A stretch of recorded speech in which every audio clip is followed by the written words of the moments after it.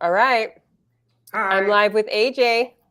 Hey, everybody. I'm Julie Baldino. I am the owner of Front Door Realty, and we are doing this really fun series, getting to know our agents. And tonight is AJ's turn. Actually, last week was AJ's turn, but we had technical difficulties. So now we are streaming on a different platform.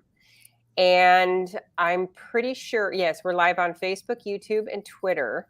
And I'm not sure if I'm going to see your comments. I hope I will. If not, I think that there are probably people in the feed that work for our office that will hopefully comment back. And I'll go back after we're all done and make sure everybody got addressed. But thank you for joining us. And thank you, AJ, for being here. I'm excited for everybody to get to know you a little better because you're so fun. AJ's like the fun in our office. Thanks. So, and AJ's been in our office for a really long time. Actually, I was thinking about this today. Everybody has been in our office for a really long time. They've either been there a long time or they're brand new. So, anyway, AJ, tell me how long you've been in real estate. In November, I will be celebrating 6 years in real estate. Crazy. Yeah. That's Isn't that crazy. wild? Yeah. That means Yeah, I've had to do this will be my second renewal. Yeah. Yep. It's awesome. And then I want to know, well, I know why, but I want you to tell everybody what you did before real estate and why you decided to get into real estate. So I used to be a waiter. I waited tables. I like people. I just like being around people, So I was the chatty server. Most of the people that would come and sit in my section ended up being friends with them. Some of their kids call me Uncle AJ. Some of the people that I worked with became lifelong friends. And I decided that, well, I was also the assistant manager at a Teavana, which used to be a tea shop. And I don't know, people just bought food and drink and tea from me. And it wasn't difficult for me to connect with people. I waited tables. I like people. And it Sorry. wasn't. No, I was trying to pull it up so I could answer comments because I don't know if I'm going to see them here. Go ahead. Gotcha. Anyway, you like people. I like people. Yeah. And then I bought a house, well, a townhouse as my first home. And the agent that I use is a friend of mine. We're still friendly. We still chat and we text and stuff. And but I thought that I could make it like a little bit easier for people to understand what was going to happen next. And so I kind of, bet a friend in a way that I was like, we should both get our real estate license. And my friend's like, sure. Because, we were addicted to HGTV. That was the whole season of life, which it's not reality. It's fake reality TV, but it's kind of funny. And but then I actually got my real estate license and I absolutely love it. It's super fun. I feel like the service industry is the perfect segue into real estate. And I feel like some of the best agents used to be servers because you're just used to taking care of people. Oh, I am getting comments. Kylie Boyle says hi. Is that one of your? Oh, okay. Hi, Kylie. Anyway, no, I think it's a good place to start because you obviously like to take care of people. And AJ, I have to say, is one of the best waiters I've ever had. Because when he first got his license, he was still waiting tables a little bit. And we went in and he was a very attentive server, just like he is a very attentive real estate agent. So that was not fun. Because she was my boss. No, I could see you at your other tables and you were the same way with everybody.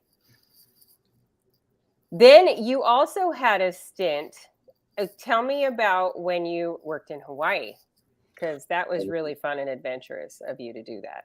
My wife rolls her eyes every time I say anything about working in Hawaii. She's like, oh, because you're native Hawaiian. And I'm like, no. She always gives me crap about it. That's our relationship. But I worked as a waiter on a cruise ship in Hawaii. It was the most amazing, exciting job I had ever had. And also the worst job I ever had at the same time. If you could believe it. I missed the Pacific Northwest. I'm born and raised here, so it was absolutely wild to go to different parts of the world and to the country and everything for training, and then to go be working on a cruise ship. And it's like pretty grueling work, though. It's not glamorous underneath what the people pay to see. They did tell you bring a bathing suit, but the amount of times you actually got in the water in 6 months was like once a week. So not really a big deal there. But you don't have any bills. So it's kind of cool. Like I was freshly 21. And so I got to experience Hawaii in very small sections, like, oh, I'm going to go snorkeling. And then next week when we come back to this place, I'm going to go to a luau, but like very small chunks at a time. And it was torture because I had terrible roommates who there's no way they're watching this video. But hi, Meg. It was interesting. Megan's watching. You also get to say that you lived in Hawaii. That's true. That's true. How many of us get to say that? Address. Yeah. Yes. Yeah. But very few people get to say that. Yeah. So anyway, I could see you getting bored being stuck on an island. I was stuck on a boat. Yeah, I mean, that's even worse. That's worse. That's even worse. I ran out of things to do, and I was like, get me home where I can get in the car and drive. So speaking of home, tell me about your home and who lives in it. Because you've got a whole bunch of little critters and a really awesome wife. Yeah. So in our home, we don't have kids, and we aren't going to have kids. We prefer extra hairy children like dogs and cats and things. So it's my wife, Tina. She's an athletic trainer. She's the coolest chick I've ever met. She's a cool chick. Julie's really cool too, but she's a cool chick. Yeah, I can verify that statement. Yes. Yeah. She is just as loud and passionate as I am about just about everything. Before we got married, though, I had 2 dogs, and then I also had a cat. And then we went on our honeymoon, and my mom let the cat out while she was house sitting, and then he became an indoor-outdoor cat. And then we went on another trip about a year or 2 later, and the house sitter said that the dog and the cat got in a fight, and the cat never came back. So we periodically saw him running around the neighborhood, and we are convinced that he lives with one of the retired people in the neighborhood. So anyways, so then our oldest dog, he's 14. His name's Diesel. He's a blue heeler mixed with a border collie, and he's old. He's like 14, and he stares at the wall and stuff now. So we're like, oh my gosh, you're that old. That he just, I don't know. He'll stare at you, and hey, let's go upstairs. And he'll just lay there and stare at you. It has to be his idea now, because that's where he's at in life. But we thought that he wasn't going to last very much longer. So, and I'm a realist, and I didn't want the second dog, Petro, to be like where the red fern grows or whatever, where one dog dies and then the other one's like so lonely that it dies. That would have been devastating. So I was like, hey, Tina, if he's this old and kind of sick and we're worried that he might not last too much longer, we should go get another dog, because 2 isn't enough. And then he just like miraculous healing and all that crazy stuff. And now we have he might be 15. I would have to ask my wife. She's better at the pets' ages than me. Yeah, we're better at like dates. Yeah. Yeah. Birthdays, ages, anniversaries. Yes. Hey, there's a bunch of people watching you, AJ. Justin's on. Hi, Justin Palmer. Hey, Justin. And Megan's on. Megan just said hashtag we love Tina. Everybody loves Tina. Tina fan club over here. And Rachel Gaelic, is that somebody that you know? Yeah. Hi, and Amber's on. Amber is making fun of you, and she said dink life. Dink life. Yeah. Yep. Yep. Pets, vacation. Oh, Steph's on too. Hi, Steph. Steph. Anyway, so yeah, 3 dogs. Did you say what the name of your baby dog is? Her name's Taylor. She's cute. Tina named her. Mm-hmm. They're cute. She's laying underneath my feet right now. Is she? Yeah. She's the foot dog. That's what I call Pookie. She's my foot dog. She likes to sleep my shadow. Yeah. Yeah. So, speaking of you and Tina, one of the things that I wanted to bring up, because this is a very, very, actually, there's a couple things that are a very important part of your life. Philanthropy is one huge part of your life, and Tina's. Like, you guys are very much warriors of people who are underserved in our community. So, talk to me a little bit about that. So our hearts are pulled different directions sometimes. Like, we both have the philanthropic, like, we crave like helping people essentially. So Tina has gone to Africa and done missions trips and, community service projects. She works a lot with the students at the school that she works at, because she works at a high school. And, if there was a single kid that had a need, Tina would be the first to volunteer to solve the need, right? And for me, I think food scarcity is absolutely insane. I can't believe that there are as many people as there are just in our county alone that don't necessarily have a plan to have 3 meals a day, because they either can't afford it, or they don't have time for it, or they don't know what resources are available. So our office, which I'm really excited about, is going to go work at the food bank in December. That was the first available appointment too, was December. So that's good. I mean, that tells me that they have adequate help. I'm glad for that. But yeah.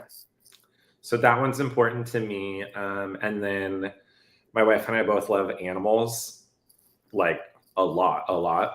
So we always challenge people to try and beat us in naming the cat shelter at the West Columbia Gorge Humane Society, but we'll pretty much pay whatever they ask us to pay. Don't know if I actually want to put that out there, but we save more puppies and kitties that way. So yeah, okay, for sure. It's okay to compete for that. It is. That's a fun thing to do too, because I think, hasn't our office had it in some, well, no, Stephanie did the dog shelter. Yeah. Right. So you've been on the cat shelter and Stephanie did the dog shelter. So and yeah. Tina named the outdoor doggy play area. Okay. Fun. Yeah. Yeah, I remember one year we all went to the West Columbia Gorge Humane Society auction, and our table alone, I think we raised like $11,000. I was really proud of that, because we're all animal lovers in the office, and we also realize how fortunate we are in this industry to make the kind of money we make. And like, I feel a responsibility and a duty to give back, and I know everybody in our office does. And it showed when we went that night. I walked away like, dang, we did good. We gave a lot of money away tonight. It was awesome. It's super awesome. I also went to one with one of our old lending partners for Habitat for Humanity. That one was really cool. Yeah. Justin Palmer says Andrea, Emily, and Madison also said hi. So I just want to tell you that. Yeah. Okay, so philanthropy, the other thing that is very important to you is your church. And I want you to talk about your faith a little bit, because that's something that's very, very special to you. Yeah, so I come from a family that doesn't really do the whole Jesus thing. Tina had a grandma. She's no longer with us, but that was the one person pointing Tina towards her religion when she was a child. And it's like having a whole extra family. And I've always said this, even if I'm wrong, right? I'm optimistic, I'm hopeful, and I'm caring and helpful to people. So even if I'm wrong, are those negative traits? No. Okay, so I'm okay being wrong. It's about the only thing I'm okay being wrong about. But yeah, I mean, even if I'm wrong, I personally don't believe that being a good person like just writes off everything and everything's going to be perfect. Right. But if I'm wrong, I did good in the world. Yeah, for sure. Okay, I'm going to switch gears a little bit. Okay. And I want to talk about your phobia. We're going to talk about what scares AJ. Yeah. I'm gonna let you talk about that, because this is like a really funny running joke in our office. No lie. Yes, it is. Okay. Yes. So I have 3 main fears. Number 1, It's waking up at my house and it being on fire. That would be terrifying. I would have no clue what to do. And I will wake up in the middle of the night freaked out about something often. And my wife is like, go back to bed. Nothing is wrong. And then I also don't like big fish. Like if I go swimming and I see a fish, I am like running on top of water, like those freaky lizards, man, because I do not like big fish. Maybe because I like a little bit of control, but maybe just because they're freaky and they're unpredictable. Yeah. And then the one that's the office joke, which is so fun, is spiders. I don't like spiders.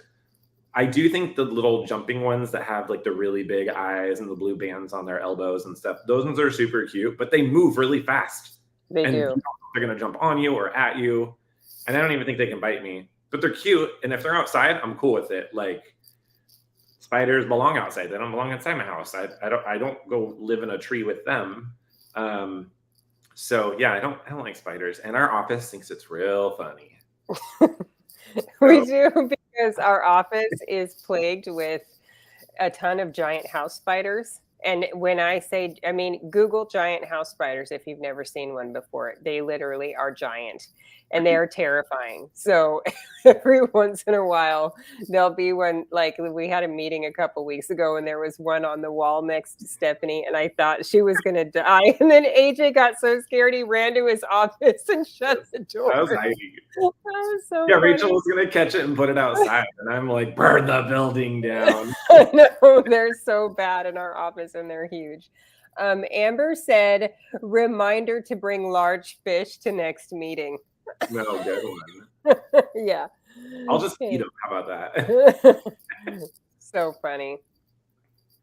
Okay. I have another. Okay. So let's talk real estate a little bit. Okay. What is something crazy that has happened to you or that you have seen while you were showing property? I don't even know where to begin with that. Can I share multiple? Yes. I could create a whole extra Instagram just on the weird things that I've seen at showings. I have found random banana peels on top of a duvet in a basement bedroom. That was super out of place. I have walked in. So I speak sign language. And so I have quite a few clients that are deaf. And I was showing a house in Northeast Portland and it was almost to Gresham. And we went in, we had an appointment. It was confirmed. I knocked on the door like I do before I go in any home, because Lord knows what's happening on the other side of the door. They need to know the door is going to open. And we were touring the downstairs. We weren't quiet. We were turning on all the lights and all that fun stuff.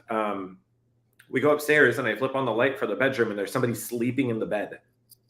And my clients are like, well, we'll just be really quiet and we'll look around him. And I'm like, no, get out of here. There's somebody in the bed.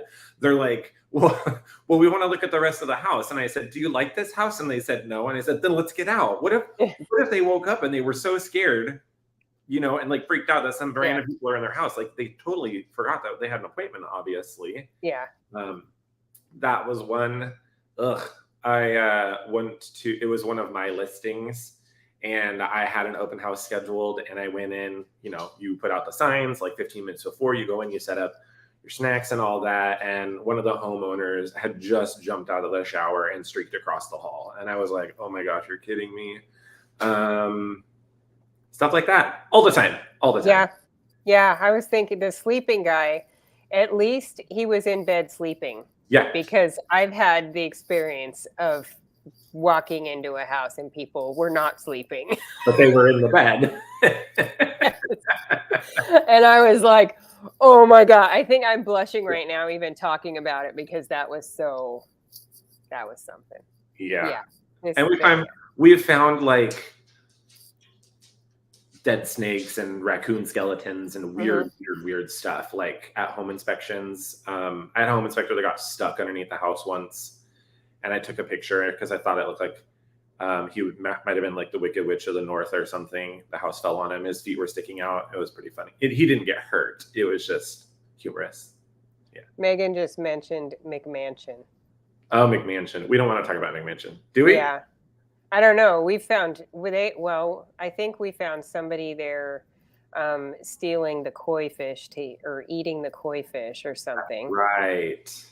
We've definitely found like squatters there, kids there breaking stuff. Yeah. I showed the house next door, and that's what she's trying to get me to talk about, what that neighbor said happened in the bathroom. And when I Ah, crawled into the bathtub with Kim to like take a picture of me in this giant garden tub in the primary suite, and what I found in the bathtub was not, no.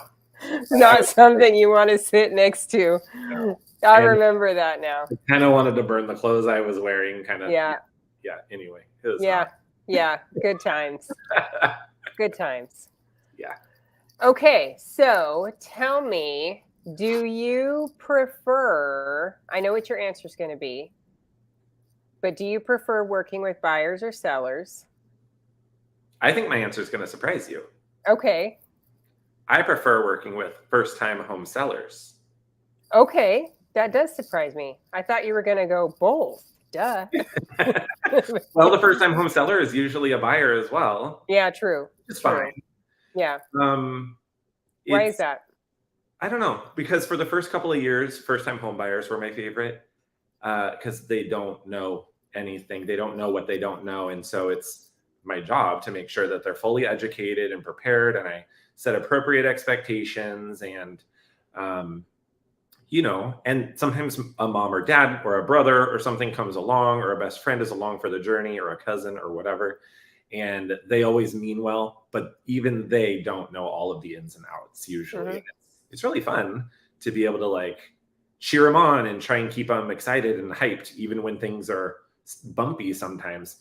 But with the first time home seller, it's the same journey, but they allow me to be creative when it comes to like, how are we going to market the property or what are we going to do that's different? Or I don't know. They're super fun. And they're also terrified and need me to hold their hand because if they are buying, then they're sandwiched in the middle of chaos on both ends usually, where they have no control. It's also super rewarding because most first-time sellers have, especially right now, have made a lot of money on their purchase, right? And so closing means that they get a big chunk of money and they can actually upgrade their living situation. So that's really fun. Yeah, we can get off of busy roads and into quiet, safe neighborhoods and, all that kind of stuff, which is super fun. Yeah, get more bedrooms, buy a house where you can bring mom and dad home. Like a lot of people have made a lot of money in the last, well, since you've been licensed, really. So, Yes. Justin said yes because they upgraded this year too.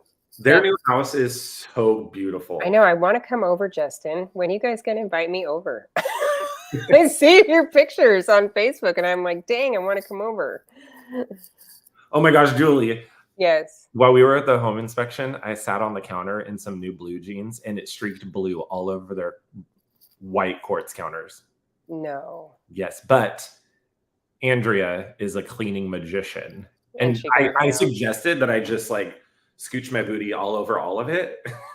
And she was like, no. But she got it off of there. She said it wiped off pretty easy. Oh, that's good. Whatever. How funny. Yeah, Justin said it came out. That's funny, though.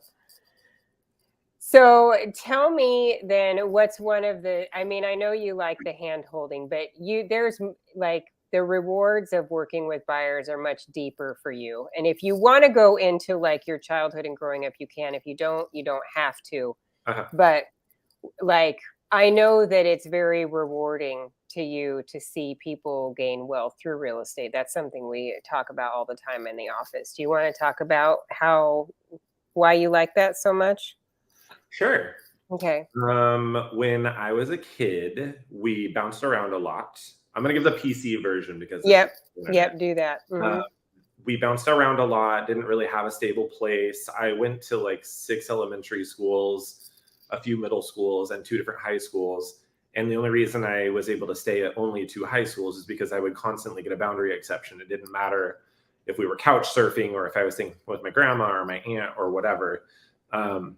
That was my story. And my family, other than my grandma, I don't think anybody, well, my grandma and my grandpa on my mom's side, they both remarried. They were the only 2 people in our family that owned a home throughout my entire childhood. And they also were the most organized and stable. And so if ever I had a need, that's who I went to, because I knew that it was like predictable. I could actually get help. Right. But bouncing around is a lot as a kid, a teenager. Like that is a whole extra set of chaos that nobody should have to endure. And so for me, I don't like, when I help buyers, I don't care what the budget is. I'm like, is this a house that you want to live in? Like, I had a client who had a very small budget. We got him a house literally across the street from the elementary school that his daughter attended. And he was like, this is like magic. Like, this is seriously so crazy that we could get this house and I could watch her walk to school, like literally across the street. And that's, to me, that was super rewarding. Like, they were in tears. Well, because to you, homeownership means stability. Yeah. Yeah. For the kids, so the kids have stability because their parents own the home. And and there's if something happens to the parents and the kids are like, I mean, like way in the future, right? And the kids inherit a home, they can choose to keep that in the family. They can choose to liquidate that. That helps the family. There's 2 siblings. They actually ended up having another child later.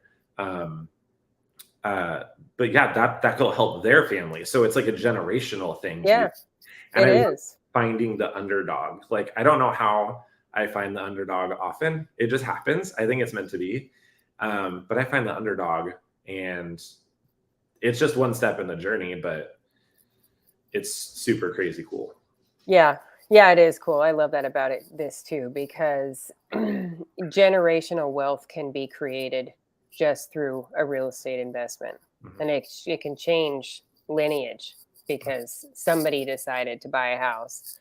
And I mean, if you're talking like people that have bought like in the Bay Area 30 years ago, look at the amount of wealth they've amassed just by buying a home for their family. It's awesome.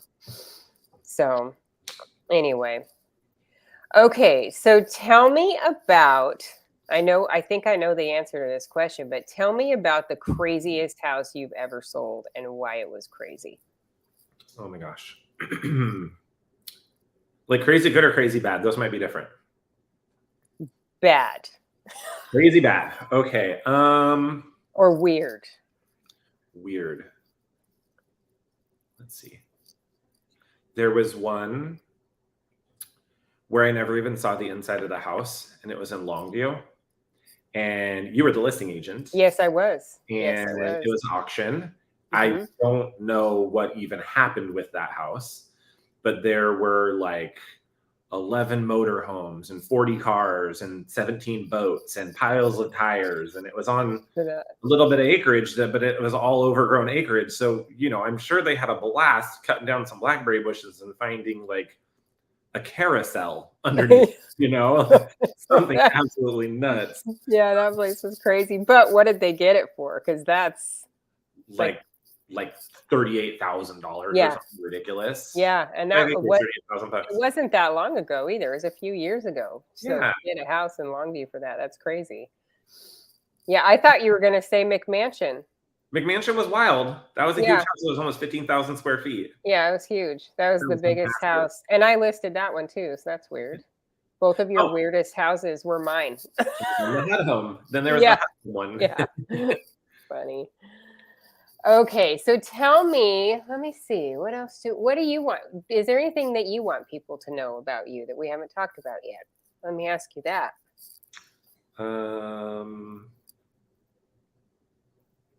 I have adult ADHD, so it's always a ride. You also have more energy than anybody I've ever known. So that's that's a good thing. I like to think that my clients enjoy spending time with me because it's not just robotic. Like, it's kind of like I'm goofy and weird, and I find dumb things hilarious, and I make myself comfortable anywhere. And if I had to create a new hashtag for myself, it would probably be the agent in a hoodie or something, because I'm super casual and I don't know big words. And so I feel like I'm super relatable. You also become friends with a lot of your clients, like friends that you go to dinner with, after and stuff. That's cool. Megan said you also have the biggest heart. Oh, thanks, Megan. Yeah. Okay. Well, I can't believe we've been talking for a half hour. Whoa. Yeah. That's crazy. I also love to negotiate. Yes, you do love to negotiate. I do. You do. Because it's just like, if this is a problem, like there is a solution. We just have to figure out what that solution is. Yeah. And the problem isn't usually one-sided. It's usually, well, buyer needs this and seller expects or needs something different, right? Yeah. And so it's trying to figure out a way to like problem solve. And actually, the problem solving is only a piece of it. Another piece of it is knowing when you have the leverage. Yeah. My favorite. Yeah, that too. Yeah. But it's fun. And I always tell people when they ask why I love negotiating, I say it's because I don't do it at home because I'm a smart husband. But that's just supposed to be funny because I do it at home and I get in trouble. It is funny to be with the two of you guys because you are just quiet as a mouse. And the only other time I've ever seen you that quiet is when you're working on a puzzle. If you have a puzzle in front of you, you are just silent, just working on a puzzle. But if you're with Tina and Tina's talking, you're like, just listening to my wife. Like when we went to dinner. Yeah, it's awesome. Love it. The puzzle might be like a ADHD hyperfixation thing. Like I am hyper focused in this, Oh yeah, I couldn't believe the first time I saw you with the puzzle. I was like, I can't. AJ is actually in the office and I can't hear him. Oh my gosh! And yeah, you were just in the corner working on a puzzle. So yeah, that's cool. Okay, well, thank you, AJ. It's been really fun. Megan said, "Ha ha ha, truth." Megan and I are going to go to lunch next week just because we haven't hung out in so long. Nice. That'll be fun. Yeah. Well, if you would love to work with AJ, which he would be a fine choice for buyers or sellers, his phone number is 360-904-4956. I know it by heart because I know everybody's phone number by heart. Or AJ at frontdoornw.com. Thank you, AJ, for joining me. It was fun. Of course. All right. I'll see you at work. Bye. Bye.